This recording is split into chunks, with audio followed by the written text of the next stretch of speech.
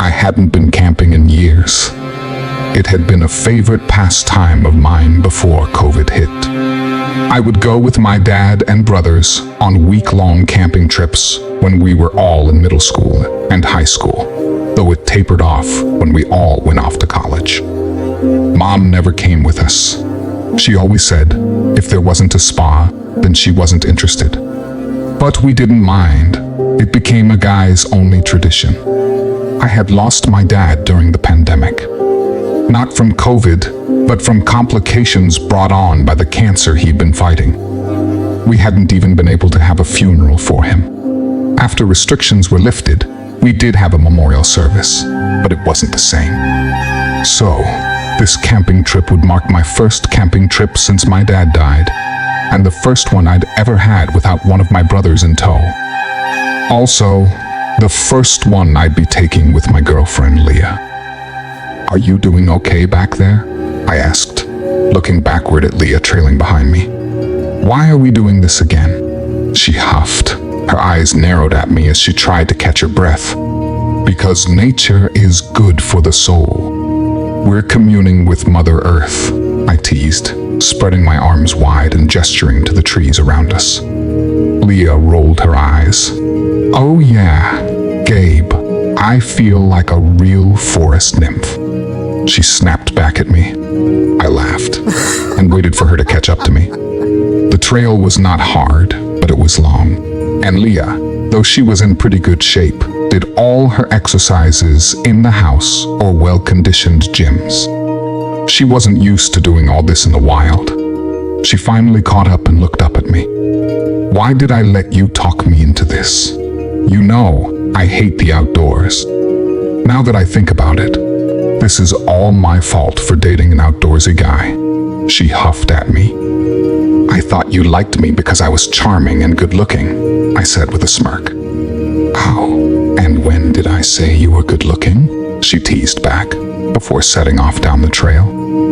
We kept going like that for only 30 minutes more before we reached our campsite. We had been hiking an hour to reach our destination.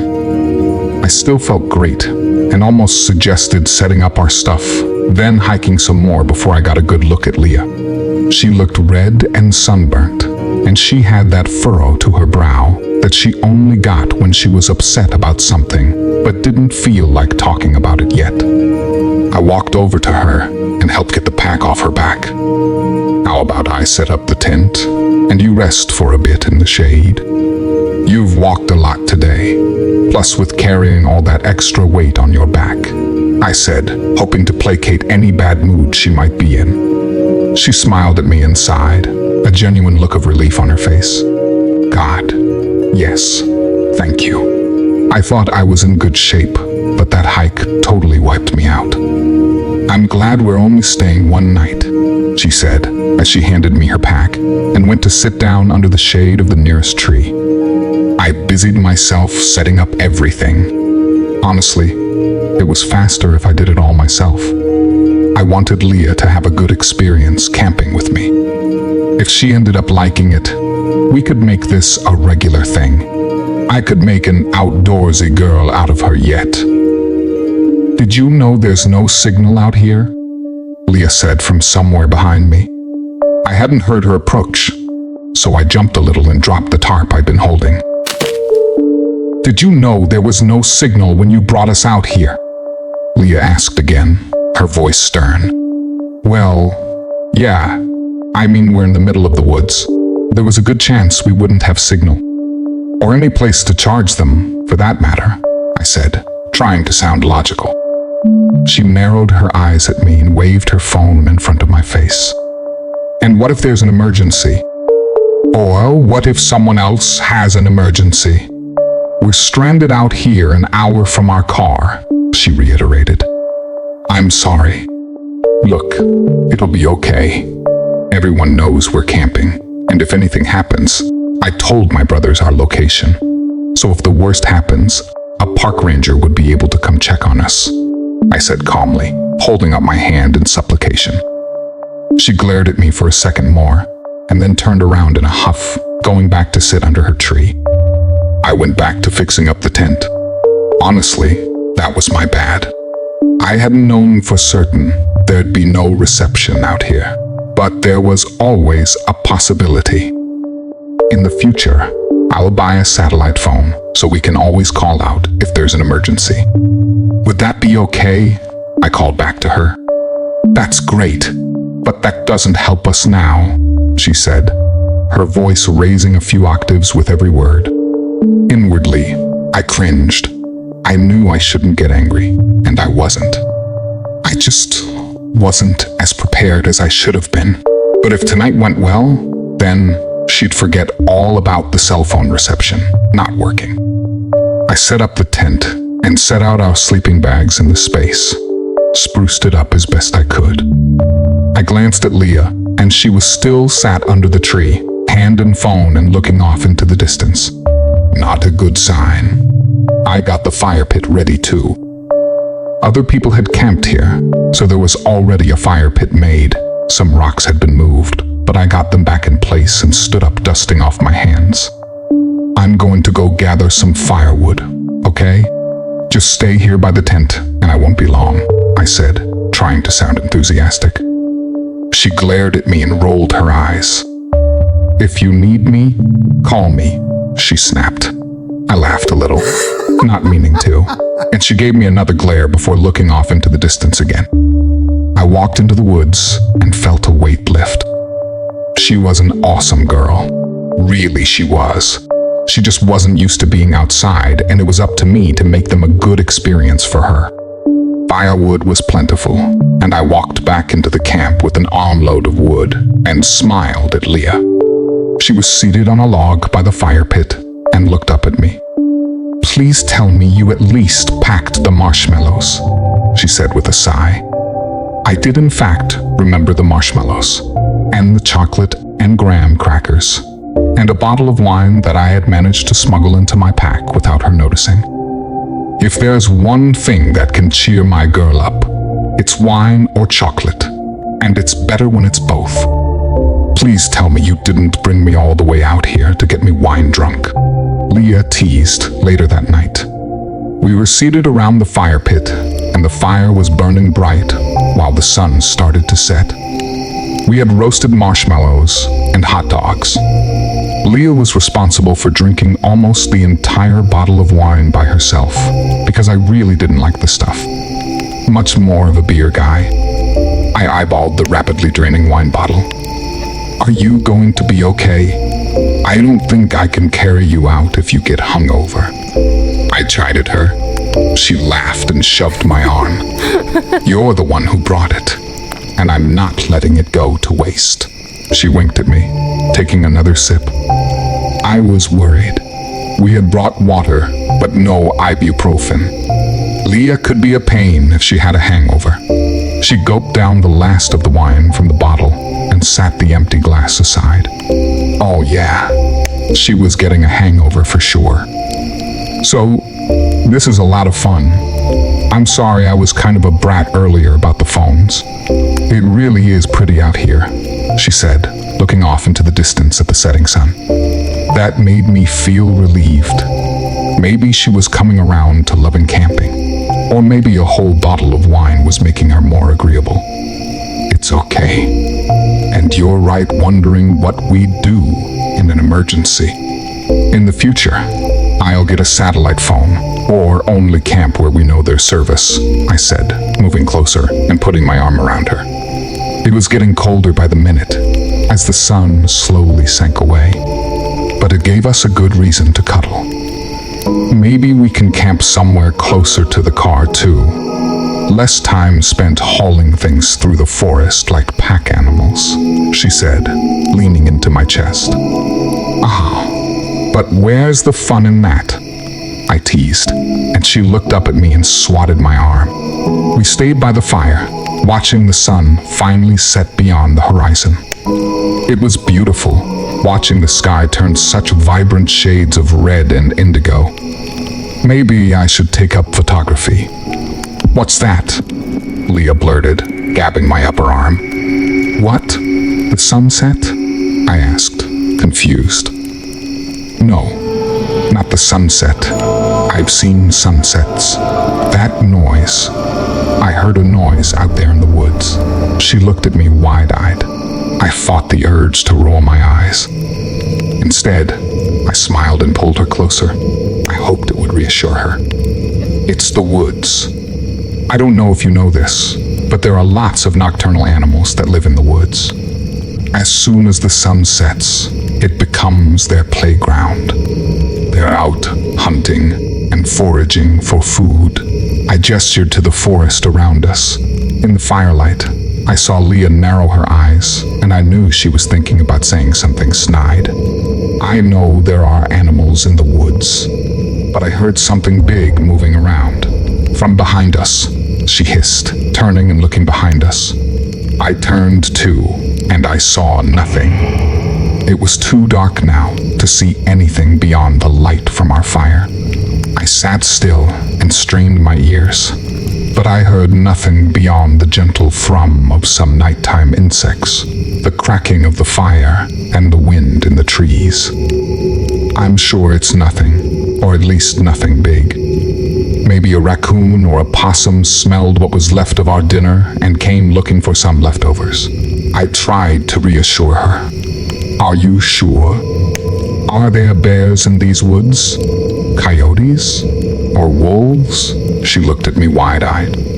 I thought about teasing her, but from the look in her eyes, I knew it would be a bad idea. She looked genuinely worried. I took her hand and kissed it.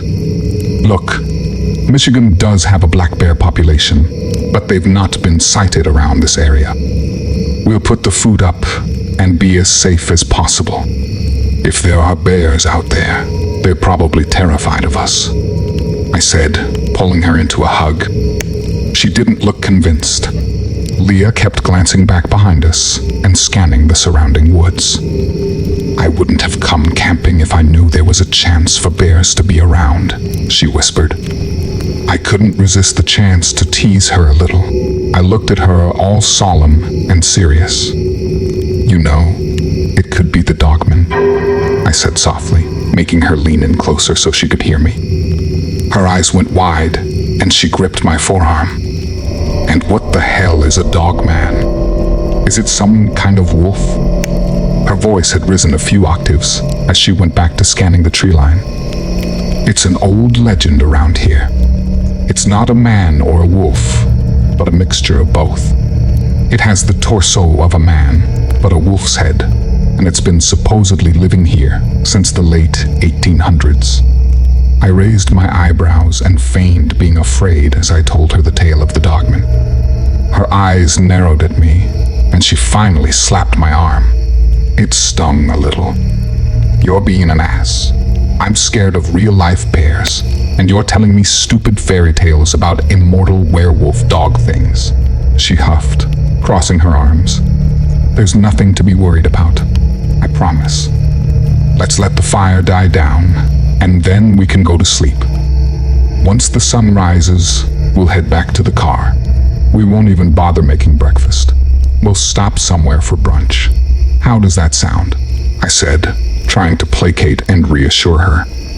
The mention of brunch seemed to cheer her up. Plus, she still had almost a full bottle of wine in her system. We roasted a few more marshmallows before the fire died down enough for me to cover it with dirt to extinguish it. When we settled into our tent, I was hoping that we'd get to talk for a while and get to sleep.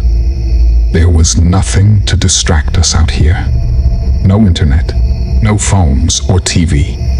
There weren't even any lights. It felt oppressive, the darkness closing in around us. It felt unnatural, even to me, who had been camping many times before. I was so used to there being artificial light that it was weird not having it. I knew Leah really didn't like it. I don't know if I like camping, she whispered over the light from our electric lamp. The light was casting weird shadows on her face, and it seemed more suited to telling ghost stories. My heart sank at her revelation, but honestly, I was expecting it. She just wasn't cut out for camping. It's okay. It's not for everyone. I still have my brothers and friends to go camping with. You're more of a Netflix and chill kind of girl, I said, trying not to sound too disappointed. "I'm still sorry," she whispered, but I could see her shoulders relax with the revelation. I shrugged and cuddled up close to her. If this was our only time camping, there was no reason it still couldn't be fun. From outside, we heard a large snap. Both our heads jerked towards the sound, and my heart started pounding. I immediately thought of bears. Leah immediately clung to me and whimpered. I could feel her own heart pounding, even through her sweater. "What was that?" she hissed, burying her face in my shirt. "I don't know. Maybe a tree branch fell," I said, my voice wavering. I didn't know who I was trying to convince. From outside, there was another loud snap, followed by the sounds of shuffling. Whatever it was skulking around our campsite. "It's a bear. There's a bear outside our tent," Leah hissed and wrapped her arms around me. I didn't answer, but wrapped my arms around her. There was something out there, something large. It was either a bear or a person, and I wasn't sure which option was worse. My eyes darted around the tent, trying to think of what I could use as a weapon if it came down to defending ourselves. By my feet was the mallet I had used to drive the tent stakes into the ground. I reached for it and got a firm grip on it. It felt better to be armed. Beside me, Leah had let go of my arm and was also searching for something to arm herself with. She had one of the skewers we used to roast the marshmallows and hot dogs with clutched in her hands. Despite everything, the sight made me laugh softly. "Are you gonna roast it like a hot dog?" I whispered quietly. "You're an idiot," she hissed, her voice barely above a whisper. Her eyes were wide with fear and anger now, and her hands were shaking. We both sat there listening to whatever it was walk around our tent. Whatever it wasn't trying to hide its presence at all. It knew we were there, and it wasn't scared. Part of me held out hope that it would get the food down we had hung up in a duffel bag in the tree, stuff itself full of uneaten marshmallows and chips, and then wander back off into the woods. But it didn't seem interested in the food we had brought. Instead, it started circling us. Leah had wrapped her arms around her legs, one hand still somehow clutching the marshmallow skewer, and shaking so hard I could see her body shudder. Suddenly, the sound stopped. Several minutes passed, and I started to breathe a sigh of relief. Even Leah looked at me hopefully. "Is it gone?" she whispered, so softly I almost couldn't hear her. Just as she spoke, something pressed its hand into the side of the tent. It wasn't a bear paw, but a large human-like hand that pressed into the fabric. I could see the claws affixed to the end of each digit as it lightly tore the material. Leah let out an ear-splitting shriek and threw herself backwards, and I froze. My vision narrowed, but I didn't scream. I was in too much shock to make a sound. The thing let out a deep, rumbling growl that sounded more human than animal, and removed its hand. It sounded huge, and it wasn't a bear, and it wasn't a person either. I started hyperventilating as I stared at the place where the claw had been. The mallet I clutched to my hand felt suddenly useless. From behind me, the sound of the tent zipper being pulled back distracted me. I snapped my attention to the front of the tent, just in time to see Leah dart out from the tent. She had the skewer still and her cell phone flashlight in her other hand. She looked back at me briefly. "We gotta run for it," she screamed as she jumped out of the small safety of the tent. "Leah, no," I screamed, stumbling to my feet and running after her. She was already to the edge of the campsite when something that had been waiting in the trees leapt from the lower branches. The thing, the creature, landed square on her back, and she let out a pained gasp as she hit the dirt. I saw it now, illuminated in the light of my cell flashlight. It was a wolf, but not a wolf. It sat back on its haunches in a slightly relaxed pose, my girlfriend firmly pinned under its weight and wicked-looking paws. Leah looked at me and weakly stretched out her arm to me. Please, please, Gabe. It hurts, she gurgled as blood spurted out from between her lips. I stood there frozen in horror as the thing looked at me. Its face was wolfen, but its eyes were a too human hue of amber. I saw a terrible and intelligent malevolence in its eyes. It growled a surprisingly human sound, low in its throat, like someone pretending to be an animal. A warning to stay away. I backed away in fear without meaning to. The creature leaned down over Leah's neck and opened its jaw wide, clamping down firmly on her neck and biting down. She didn't scream, she whimpered. Her mouth was open in a horrible expression of pain and terror. But there was nothing I could do. I turned and ran off into the darkness of the forest. I had dropped the mallet, but clung to my cell phone as it was my only source of light. I stumbled along the trail and managed to make it back to the clearing where my truck was parked right as my phone battery died. My keys were still in my pocket, and I drove off, desperate to get away to find help.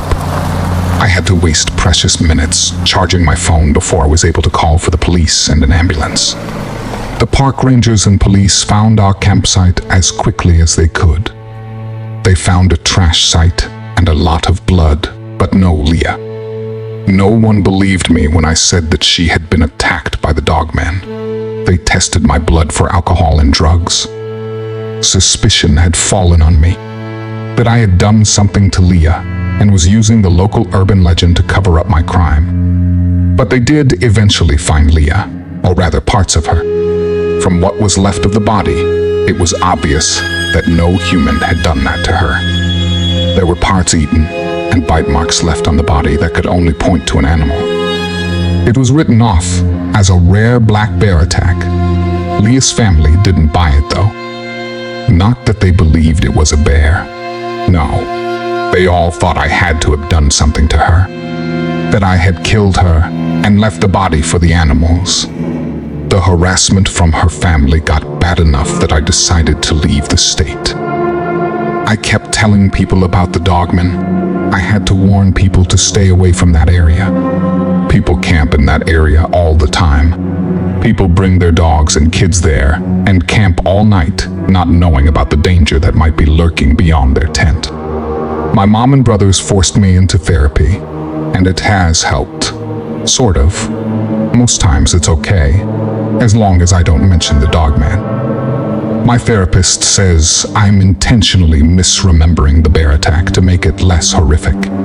So that's why I'm writing this story. To warn everyone. To warn you. There is something living in the woods of Michigan. It's not a bear, and it's not a man.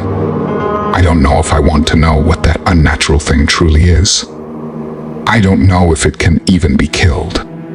So we should stay away from it. Leave it be. And you believe me, don't you?